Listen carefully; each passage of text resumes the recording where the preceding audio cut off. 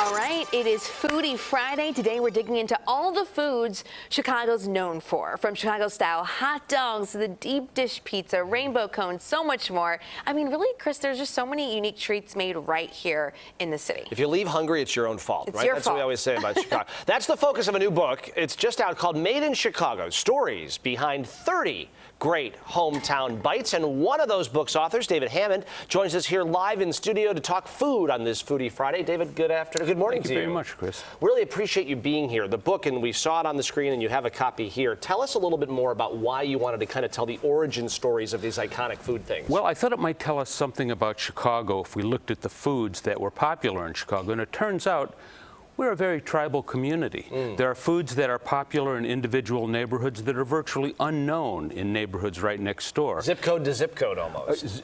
Yes, or within one zip code even. And that's been a fascinating kind of anthropological excursion. That's very cool. So the list includes 30 hometown bites, as the title indicates, obviously. So how did you guys come up with this list? I mean, because there's so many. Well, Monica Eng, my co-author, and I have been writing about food. I've been writing about food for the last 20 years, and Monica longer than that even. So we were familiar with some of these foods already. But as we dug into them, went around Chicago and visited, we found even more foods. And after this book came out, people are sending me emails saying, "Have you ever heard of the Wapachosa?" Nope. That'll be in the... But I will find out about it. Second volume, right? Yeah. We asked both of you to pick a few of the foods you highlighted. You have a couple that you really thought stood out. Let's start with the jibarito. Tell us a little bit about that. Jibarito is a Puerto Rican favorite, although it's not served in Puerto Rico yet, as far as I know. The man who developed it, Juan Figueroa, owned a restaurant called Boricuan.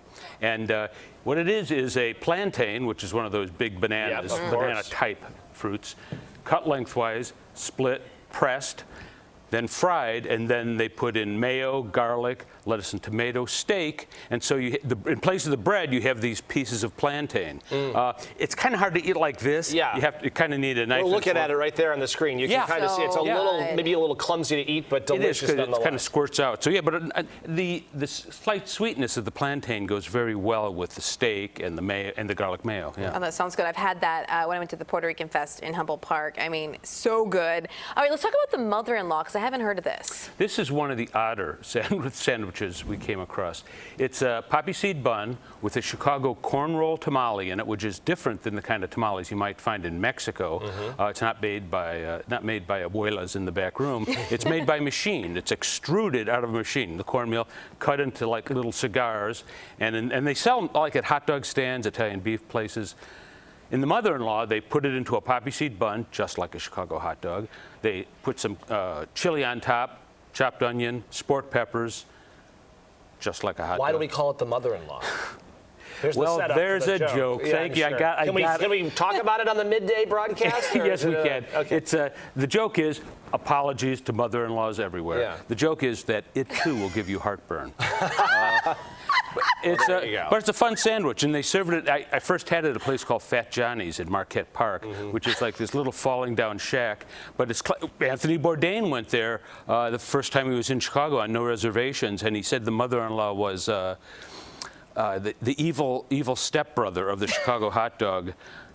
Disturbing in design, yet strangely compelling, he says. Sounds very Bourdain. Yeah, very much so. Let's go from something that's kind of obscure to one of our most popular staples in Chicago, of course, the Italian beef. Italian beef. Yeah, we did our book launch at Al's Number 1 on Taylor Street, which is a classic. And with a lot of these foods, it was rather difficult to determine who invented this food. We know it's been around, we know what the influences are, but we can't put our finger on the person who did it. We could do that with the jibarito, it was Juan Figueroa.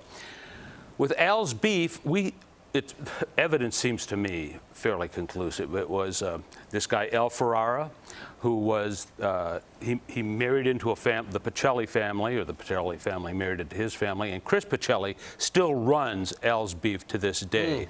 And it started, this is kind of amusing, it started as a front for a gambling operation.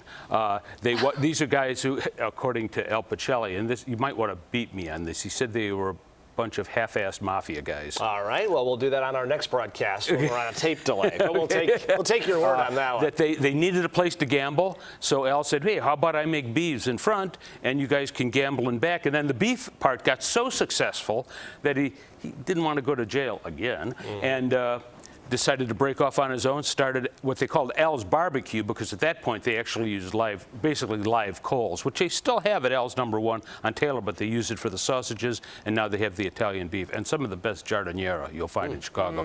Giardiniera, another Chicago condiment. It is, and another one is malort. I can't quite get the fixation with this, but tell us about it. Yeah, well, malort contains wormwood, which is the element that was thought to cause blindness, madness, and homicidal tendencies when consumed in absinthe in France, which is why absinthe was banned for so many years in in Europe and in the United States. They later found out that was bogus. Now malort is produced in Chicago by CH Distillery, and it's kind of a Chicago thing, kind of a Chicago joke. It's fun. I was talking to Tremaine Atkinson, who runs CH Distillery, and he said, you know, people say malort is so horrible, but whenever they talk about it, there's a certain joy. Yeah, there's a reverence, right? Yeah, and it's our thing. It's a Chicago. We talk about tribalism. It's our thing. It's a Chicago thing. We can make fun of it. Outsiders can't. Yeah, although, and we can make fun of outsiders when they come to the city and we offer, hey, can I buy you a shot of malort, Chicago's own spirit? Yeah, sure. Give them the malort, they take a shot, and they make what's called malort face, which you can find on Instagram, #malort face. Well, there you go. It's a good place to leave it. Malort face. There we go. Toast to that, David Hammond. Thank you for being with us. We appreciate you taking some time. Thank you. Yes, and speaking of the book, it's out, available now. The title is Made in Chicago. Stories behind 30 great hometown bites. And, you know, Chicago's just known for food. It's good to talk about it.